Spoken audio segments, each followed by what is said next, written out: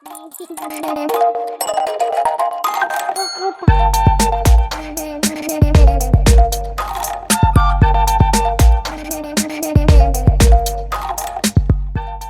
back to another episode of Parenting in Progress. I'm Corey. I'm Jordan. And we're the Welches.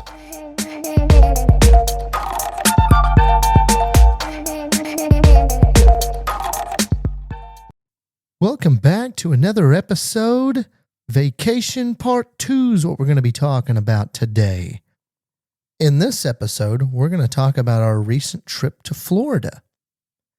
So it was a little bit different than the one that we just got done talking about in the previous episode where we just drove out to Colorado, had about 4 or 5 days out there. This one involves a plane, which kind of escalates the whole thing just a little bit. It's something totally different we had no experience with, and we really didn't know what to expect. We were hoping for the best. It actually really wasn't too bad. The flights were really easy. Actually, the flight out, it went off without a hitch. Yeah, I mean, I was really nervous leading up to the flight. Like, we've flown before, but our daughter hasn't flown. So just what to pack, what do we need? I want to make sure that I have everything without having a tremendous amount of luggage to carry around. So there was a lot of questioning, a lot of pre-planning, but yeah, overall it went well. So we left really early in the morning. I'm trying to remember, our flight was at... I think it was at 10. That's what I was going to say, was 10. Yes, and we planned to be at the airport at 8, and it's about a 2-hour drive. And so, our idea was, hey, we could have got a hotel down there if we really wanted to. We wouldn't have had to have woken up as early. Could have had maybe a little breakfast, all that stuff. We're like, you know what? We're going to save that cost. We're going to travel because that early in the morning, Carly's going to sleep in the car ride, 2.5 hours down there. Well, newsflash, she did not. I think we left about 5:45 in the morning or so. And I was thinking, okay, like we're going to take Carly right out of the bed. We're going to put her in the car seat, leave her in her pajamas, and have everything packed in the car before we wake her up and put her in the car seat. Thinking that, we'll get 15 minutes down the road, she'll fall back asleep. Nope, never did. And that was something I was not planning for because then again, I had to be in the back entertaining that in the morning on the way to the airport. Yeah, so we got there. We made it. Got there, got parked, got all the luggage out of the car, got into the terminal, went through TSA, which was pretty easy for the most part. It wasn't too bad. And then we were sitting there waiting for the flight. So we're like, heck, we're going to go get some breakfast. We're going to kill some time here instead of just sitting in one spot, not allowing Carly to run around as much. I mean, obviously, we get away from people just a little bit. So she had some space that she could move. Not like we're just locked into a seat like you kind of are on the plane. Breakfast definitely helped us kill some time. Yeah, she's all about food. And since she was awake, since she didn't sleep, it's like we might as well feed her now, hoping that she would sleep on the plane. It would kill some time and just getting her up and moving. Like she's a toddler at this stage, running around, sitting down is not her thing. So it was more of if I can get her to eat, we can sit down for a little bit. We can eat, we can have some coffee, get some caffeine in us. And the nice thing about that airport is, a few yards away, they had a cute little toddler play area.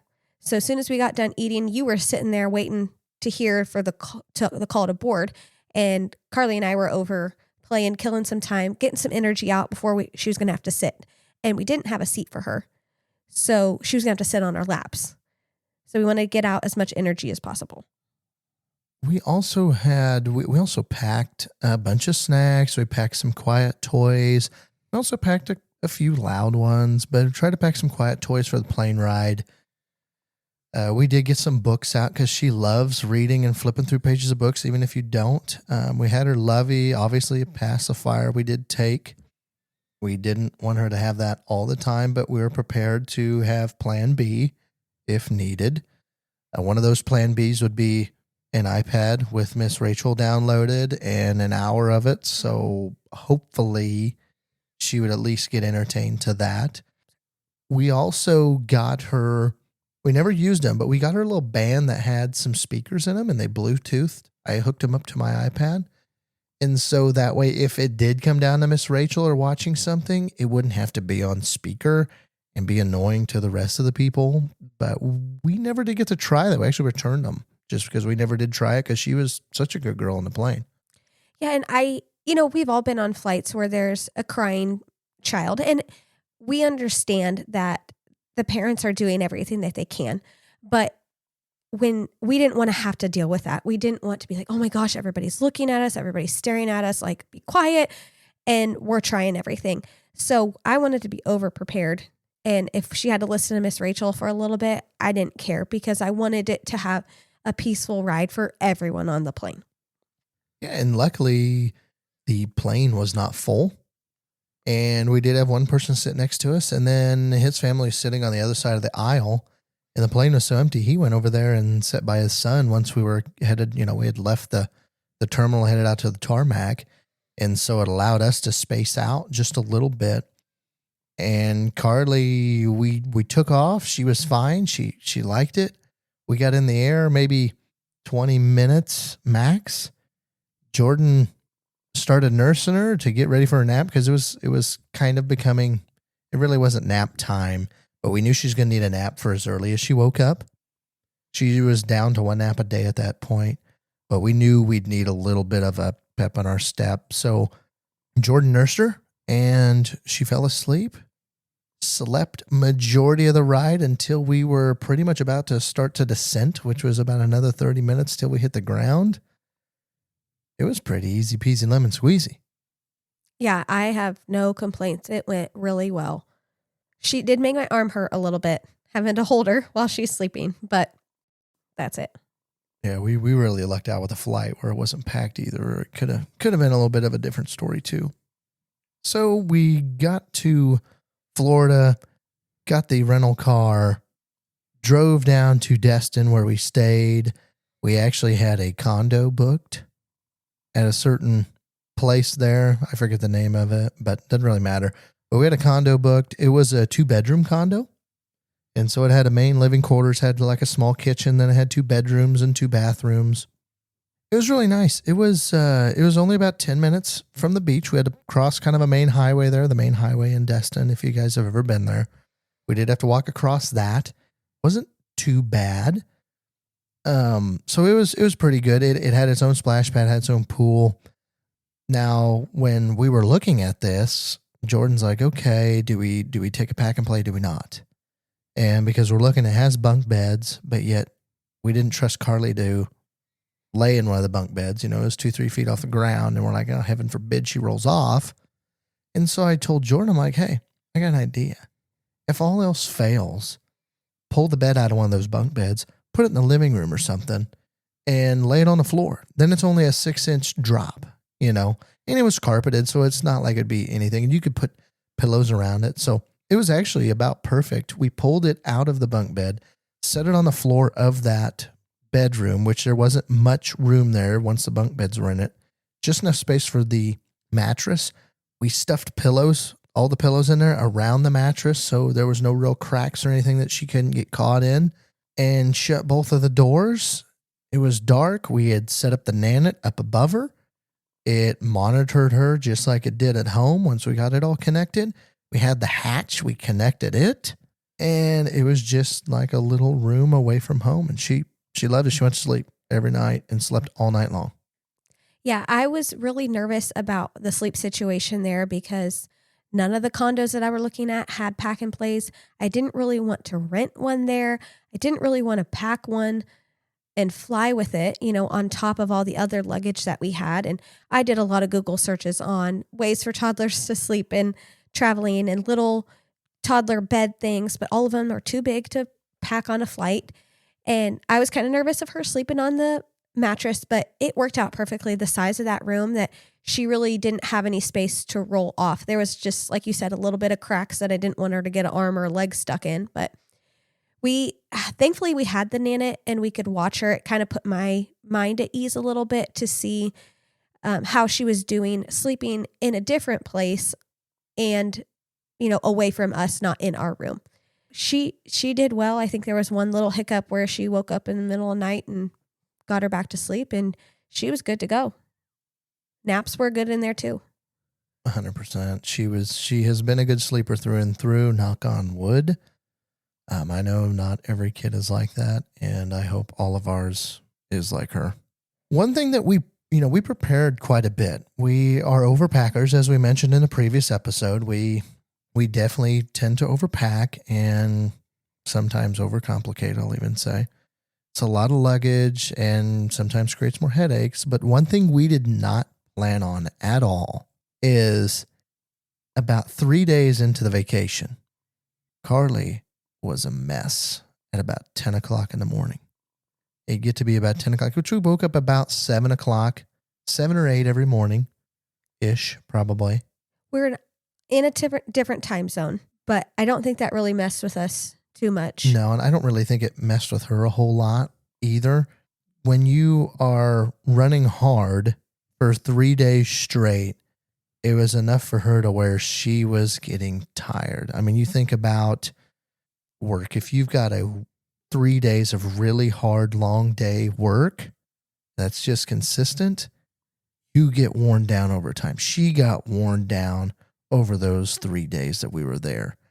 And we really noticed, we'll talk about it in a bit, but we noticed it. Number one was when we went on a dolphin cruise. It was about 10 o'clock in the morning, a little earlier than that. She was a fuss bucket. And she was just, you couldn't soothe her. You couldn't do anything. She just acted tired. And it was hard because if we wanted her to sleep in the afternoon, we wanted her to have a good afternoon nap, but we didn't want her to sleep through lunch, because that's happened before where she slept through lunch and then her nap was later. And then we wanted to be as consistent as possible with her so we can all enjoy our vacation as much as possible. So she did have a little bit of car naps in between where we were going, and we let her sleep. I think when we first got there, we went to Walmart and she was sleeping in my arms at Walmart, and that Walmart was packed. So she was a tired girl to be able to sleep through the chaos of Walmart in my arms. Yeah, and that would have been about her normal nap time, is kind of when we landed, was right after, about that 1 o'clock time frame.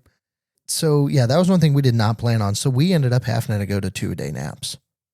And so about 10 o'clock, she'd take hour and a half nap. And then about probably 2 o'clock, she would then take another hour, sometimes 2-hour naps, which we had planned on those. So our itinerary kind of lined up with her sleep schedule there. Well, when you take a vacation in Florida, you got to go to the beach. For sure. You've been to Florida before. I haven't. So I was excited to go to another beach. Yeah, and it only being 10 minutes away, we obviously walked down there. We took our stuff down there, crossed the big highway. I had never been to that type of sand of beach. It's not a hot beach. It's really white, but the sand was warm. It wasn't hot. You could run around barefoot. It was very fine. It was a sugar sand beach. If you've ever been to one of those beaches in Florida, it is some of the best sand I had ever been on. And I haven't been on a boatload of beaches, but it was by far the favorite sand. And that was really nice. But the worst part was that sugar sand literally got stuck to everything. It was all over everything. Yeah, that's what, it was so nice because it wasn't hot and you could walk barefoot on the sand, and Carly could walk barefoot on the sand and not have your feet be burning. But it reminds me of kinetic sand. Like it just stuck to your hands. And if your hands were a little bit wet, everywhere. And oh gosh, Carly's first experience with this beach was, I don't know how to explain it. Like she liked it, but she didn't like it. Yeah, so she watched the water, and it was just a small little public area. We didn't go to like a big beach or anything like that. It was just a little tiny, probably 30-foot wide public beach access there. And we first started playing in the sand because we kind of knew, hey, this sand, if you get it wet, probably going to stick to everything. And we bought her some sand toys before we went, and she kind of liked them. She just kind of liked digging and putting, we had some stamps that would stamp like a turtle or a crab and stuff like that in the sand. She didn't really care about those as much. She had a shovel and a rake and a pail, and she would scoop that sand up, put it in a pail, and dump it somewhere. Then she'd scoop that sand up, put it in the bucket, dump it somewhere. And we had to show her what to do. I mean, we don't have a sandbox at home. I don't think I've ever taken her to any place with a sandbox before this trip. So she had no idea what the sand stuff was, why it was sticking everywhere, and what she was supposed to do with it. So we definitely had to show her what to do. And then she kind of picked up on it and liked it a little bit. Yeah. And so then we're like, hey, we brought her a little life jacket that we went to the pool and stuff with before, because we kind of got her ready before going to Florida. We're like, hey, we're going to stick this on. We're going to stick her in the ocean. Hopefully it's close to like the pool. Well, the worst part, when we were there, the waves were fairly rough. They weren't really rough, but it wasn't really calm. And that part, you gotta get out past where those waves start to break to where it's a lot nicer. And she didn't mind it. She clinged on to you. She never floated by herself, which she doesn't really in a pool. She doesn't like floating by herself. She wants to hold on to somebody yet. And I think part of that is the swimming lessons that she was doing and stuff. She just didn't want to get dunked, which we weren't going to dunk her in salt water or anything like that. We were not going to try that piece of it. We just wanted her to enjoy the coolness of the water. But they ended up being pretty rough. She got tired of it pretty quick. I mean, overall, she didn't mind it, but in about an hour's worth of time, she was done with the beach. She had sand kind of all over. It was on her hands and stuff like that. And we would go to the water, get her little pail, get some ocean water out of it, and we'd rinse some stuff off so you didn't have sand everywhere. We'd go to the showers. They had showers up there by the hotels there along the beach, and we would shower off a little. But it was about an hour and she was done, which, needless to say, the whole time we're there, it's hotter than I had been in Florida in a long time. Like, it was hot. I mean, usually you get a breeze off the ocean. And it's not super bad, but there was no breeze pretty much the whole time we were there. It was really hot. And so if you didn't lather up on sunscreen, stuff like that, it got you. And that could be part of her getting tired too, is when you're in the sun. Well, and I think she didn't, like I said, she didn't really know what to do with the sand. She couldn't really enjoy the water. She liked her life jacket, but then she wanted it off. And it's like, well, you can't go in the water without it off. We'd sit on the edge of the beach and have the waves hit us on their feet. But we could only do that for so long with her. And then I remember looking at you like, she's done. Like, we got to go. So it wasn't kind of the beach vacation that you and I were used to. I think like this time next year, she'd enjoy it a lot more. But we just went kind of each morning to the beach for an hour or so, first thing before it got super hot, and then went on with the rest of our day. A lot of the times when we got done at the beach, we would actually go back to the condo and we'd go to the pool. And that way we were just kind of wet for the morning, and then you could go do stuff. But we just kind of went to the pool a lot of the time after the beach. You were kind of rinsed off. You were already wet. She loved the splash pad. It had a splash pad there that was pretty good. She loved it. She liked the little itty bitty fountains rather than the bigger ones, but she had a lot of fun. Probably the worst part of it is she did not grasp the concept that the concrete's hot. Mm-hmm. And it's not that it ever burned her feet. I tell you what, my feet almost got burned a couple of times chasing after her, though. Which it's to be expected. But when she's running all over and then you got to take off after her and you don't have your shoes on and she doesn't have her shoes on, it got hot pretty quick. And we had swimming lessons. I think that's another topic for another episode. But she had swimming lessons prior to this and learned a few things.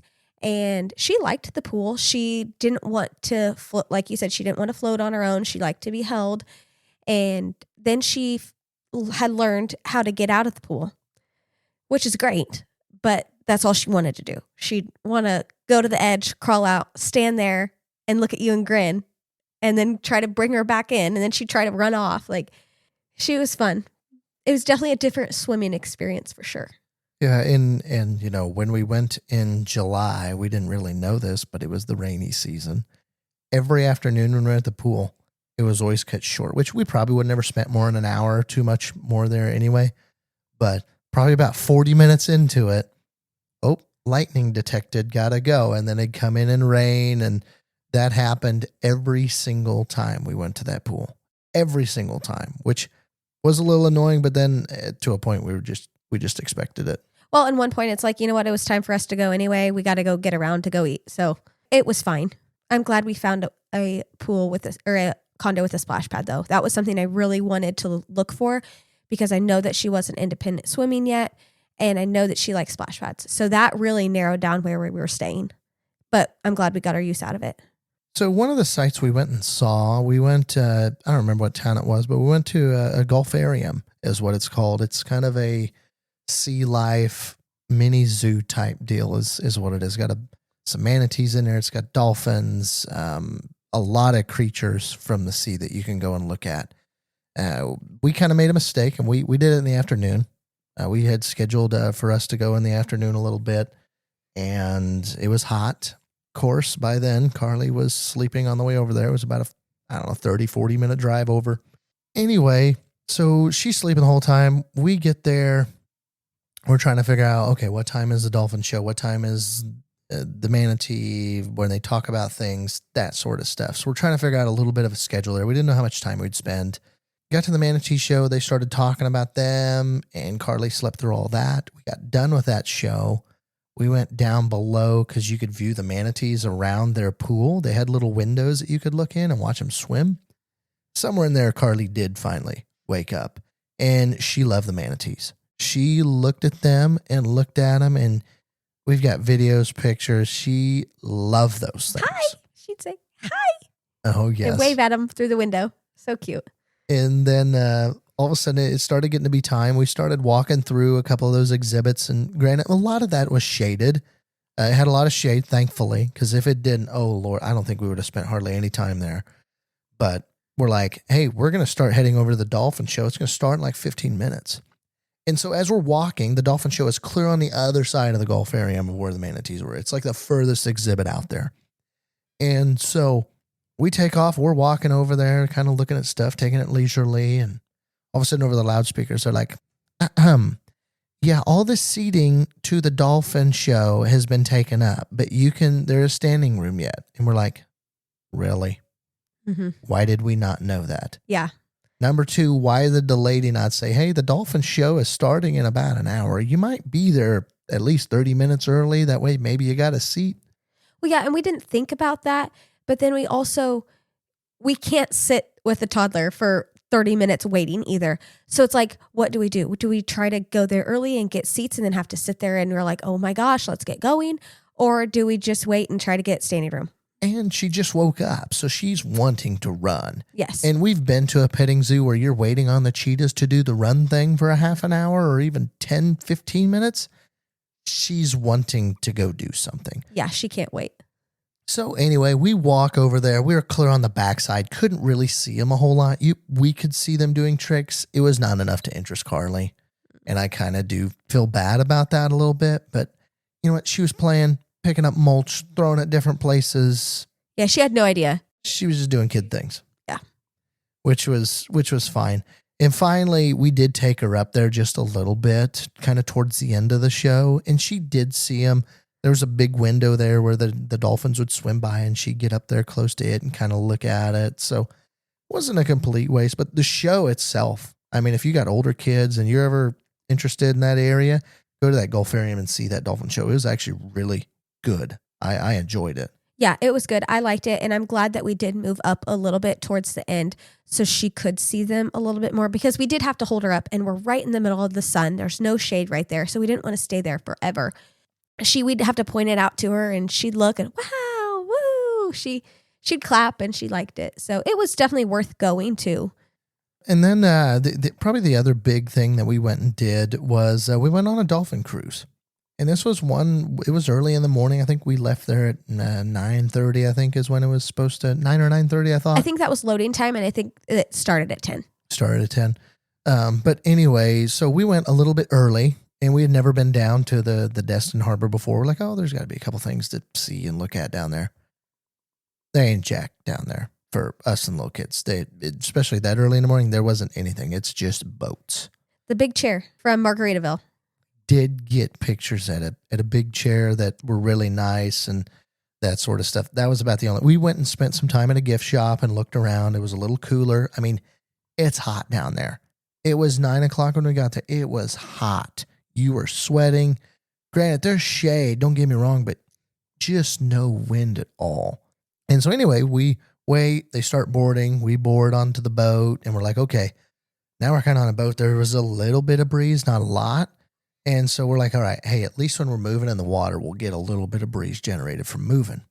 And Carly was already wanting to run around. She did not want to sit on the boat. She wanted to run around on the boat. Well, a boat rocks with the water.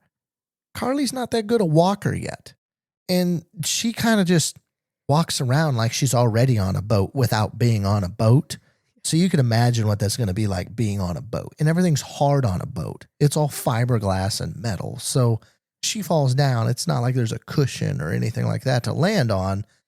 It's hard and slick. It's also slick. You know, the fiberglass is painted and it's slick. So that was really good. We ended up breaking out Miss Rachel just a little bit while we were sitting there. We did. We had to wait longer than I had expected to get going.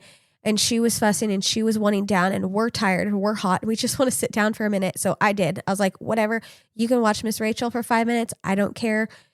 Take a chill pill a little bit. You know, we felt bad that we couldn't let her go, but that helped kill a little time. Yeah. And this was kind of about that third day where she was needing a nap at about 10:00.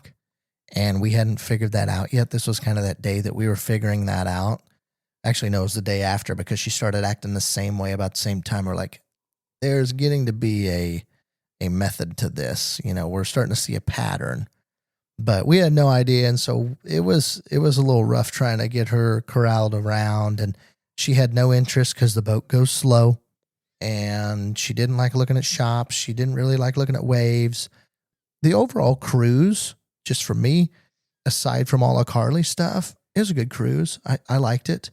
It was worth it. We got to go see dolphins that would jump out of the water and they would, you know, surface and swim around. You could see them pretty well, and they did a good job of calling out. And Carly did see them, but once again, they would, unless they were like right up next to the boat and they would stay there, it was just not enough to hold her interest at all. Well, and she'd miss them too. I mean, we tried to show her if we could see one coming up. She did see some, but she's looking somewhere else. And by the time you get her to her attention, they're gone. At one thing when I was booking this trip was there's a lot of dolphin cruises that are like 2 to 3 plus hours. And I was like, there's no way that we can do this with a toddler. So I think that I picked the one that was the least amount of time. And I think it was an hour. It was supposed to be an hour cruise, but it ended up being longer than that we were on the boat. That was enough time for her. I'm glad we didn't do a longer one because that would not have been good. Yeah, it was probably about an hour and a half, probably at least somewhere in there. So like we said, it was hot, and Jordan doesn't do well with heat, as we've mentioned before. Carly's getting hot. I mean, I'm fine, but we're like, okay, we're just going to go inside because she couldn't run along the outsides of the boat. There was a decent amount of people there. And so we're like, there was an inside part that they had little TVs up there that would show some dolphins and stuff. They just had like a program playing, and it was also AC'd. So if you were hot, you could go in there and cool off. So we're like, we're going to go in there. We're going to cool off. And we probably spent a quarter of the time in there. It was mainly on the way back is when we just started to do that because we were out there for an hour on the boat. She kind of ran around and played. We let her down and kind of gave her a little area to play in and that sort of stuff. And then finally we got done and went off the boat. And Carly fell down. Yeah, because we had to get a Band-Aid, remember? Yes. She fell down on the boat right towards the end of it, I think. And she had been battling this sore on her knee because anytime she fell, that knee would get split open. And then it'd scab over, and then it gets split open again. And then the scab would kind of heal and come off, and then it gets split open again. Got split open 2 or 3 times on that vacation, easily. And that's why we were a little bit more hesitant waiting to get on the boat to let her down and walk, because she wasn't that great of a walker yet, and she'd fall down, busted open again. And we've been trying to heal this same spot for weeks, it felt like. So yeah, I remember she busted open right when we were leaving. We're all hot. We're tired. I think it was lunchtime. Yeah, it was lunchtime. We needed to find something to eat. And I was glad to get off that boat. I liked the trip, but I was ready to just sit in the car for a little bit and let her fall asleep on the way back. Just relax. Yep, she definitely needed a nap. And that was actually, we kind of did this in a backward way, but we did go to the Gulfarium later that day. We went and we ate, and then we went over to the Gulfarium that same day. So she got to sleep, about an hour over there and at that Gulfarium. So we should have probably put that in different order, but that's okay. One of the other things that, we had kind of were trying to guess how it was going to go is meals. And honestly, meals wasn't too bad for Carly from an eating standpoint. There was kid meals at every spot that we did eat. And we ate at a couple local spots. The one time we did get fast food for, I think it was a lunch. We got some fast food the one time. But other than that, we had sit down eating spots. Well, and it's such a touristy area that every single place, like you said, had kid-friendly options too. So it wasn't really that big of a deal. I mean, Carly loves French fries, chicken strips, and mac and cheese. So that's honestly what she ate for most of the trip. Yeah, and we tried to mix in, because she's a mac and cheese girl. She's kind of like me. Maybe not always fruit and vegetables go in there as much as they should, but we tried to mix those in. We had some apple sauces that we bought when we got there. Like Jordan said, we went to Walmart and we got some supplies for the condo, some snacks and some things for Carly. And so we had some applesauce. We had some fruit bars that she loved. We had never even had her try those, and we buy them yet today because she loves those fruit bars. And so we'd try to offer those as a fruit or a vegetable, and when she's eating her other stuff. But overall, that part was good. The part that we weren't really planning on, we had to time it right, or we were going to be SOL. And we timed it right all the times except one. And it only took one time for us to be a little late. And we're like, yeah, we're not doing that again. Mm-hmm.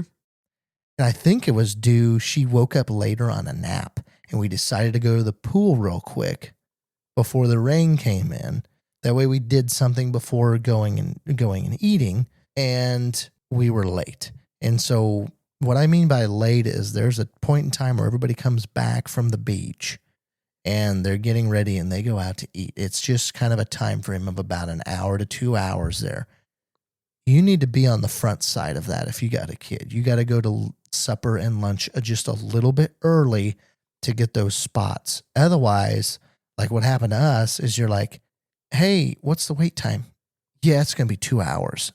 That's like 8 o'clock then, Florida time, which would be 9 o'clock our time. That's Carly's bedtime. It's like, that's not going to work. And then so you go to the next place. That one's going to be 2 hours. Oh, my word. Just to wait. That's not even to eat. It'll take you an hour to eat and get your food. So we really had to time that out. That was one thing I was not expecting. No, I mean, it makes sense. We should have known better. But like you said, it only took one time for us to be like, nope, that's not happening again. We're going to make sure that we're leaving our condo at this time so we can go and eat. And I'm like, I don't care if I ate early enough and I have to have some popcorn before I go to bed. I will do it because she can't wait that long. And when she's hungry, she's hungry. So I always have a little thing of snacks in my purse too. So we could hand her those out while we're waiting. And one of the restaurants had a nice size gift shop that she could walk around and roam around. And that was helpful. I think one of the times where we were waiting, we had the little pagers and we went to another store that was, just up the street for a little bit to kill some time. But yeah, we won't do that again on our next vacation. Yeah, because the time that we did miss, we had to go back to the condo place and they had a little bar and grill deal. And the pizza looked really good, but it looked way better than what it was. It was not very good. And Carly didn't eat it very well. And yeah, that was not a good night. But like I said, we learned that lesson pretty quick. And after that, all the meals were great. They were all good. So that's just one thing to think about on vacations is try to beat that rush, because if not, you're going to be waiting quite a while if you can. We got done with Florida. we're flying back home. Honestly, there really wasn't much difference flying back home. We had the same strategy. We left really early in the morning on that one. I think it was like an 8 o'clock flight. I know it was a 7 o'clock flight. We woke up at like 3, I think. Can't remember if Carly did sleep on the way. No, I was hoping that I'm like, she for sure will sleep on this trip, waking up at 3 or 4 o'clock to go. Nope. By the time that we had to wake her up to leave our condo and get everything out and get to check out from the condo, go pack everything up in the car, she was up. Like, she wasn't going back to sleep. Yeah, and so there really wasn't, it was kind of the same way of what we talked about in the beginning. Jordan fed her again, ran around the airport, got on the plane, got in the air, nursed her, fell asleep. Plane wasn't packed again, thankfully. Again, we lucked out twice there, and got back to Kansas, and she did sleep a little bit on the car ride home. It was that part of it was pretty much the same. One thing we do want to point out is we're going to give out a gold star to a particular item that made this vacation a lot better than what it could have been. I feel like it eased everything. And that was our wonderful wagon that we had bought. And we're going to have a whole episode on this down the road. It's on the list. We haven't made it yet, but we did want to point that out of how much that did help carry stuff. So when we talk about 10-minute walk to the beach, we put all the stuff in the wagon. Harley stood in the wagon, did kind of whatever. We rolled. It was great for that. Carrying it around on the beach or like moving it around on the beach, that's a 2-man job. So just be ready to pull that through that sand. You need a person up front to pull, and you need a pusher behind to push. Maybe if you don't pack it as heavy, not as bad, but definitely a 2-man job. Also, going to the airport, throw all your luggage in. I mean, Carly had just a little tiny spot she could stand because she likes standing at the front of it for some reason. She just had a little spot she could stand. We threw all the luggage on it. Now, you do go in and out of elevators. Not going to really work with escalators as much, as easily, should I say. But that thing made our lives a whole lot better. Now, we didn't ever take it to the Gulfarium or anything like that. Even to the pool. We'd pack everything up, put it in that wagon, take the elevator down to the bottom, wheel it out to the pool, leave it there. It really was awesome. Yeah, we didn't have to carry her a lot because she likes to ride in it. So we'll just push her around in that. And it's not like a stroller where she has to sit. Like you said, she loves to stand in it. So she'd stand at the front, and she was happy as can be, just getting pushed around wherever we needed to go. And she had space to where I didn't have to chase a toddler around everywhere. I just put her in the wagon for a little bit to get where we needed to go. And it definitely was a game changer and made the whole experience even better. Yeah, and it's nice because it counts as a stroller. So, you know, those are generally free on airlines. You don't really have to check those. So that was nice. We just gate checked it every single time, and it was great. It really was. So with that, that's all we've got on Florida. I want to thank you for listening. We'll see you next week with the next episode. Thanks for listening. Thank you for listening to Parenting in Progress. If you like what you heard and you're listening to us on YouTube, please go ahead, like, share, subscribe, drop a comment. If you're listening to us on other platforms, go ahead, give us a follow and a rating. We truly appreciate it. Thanks again, and we'll see you in the next one.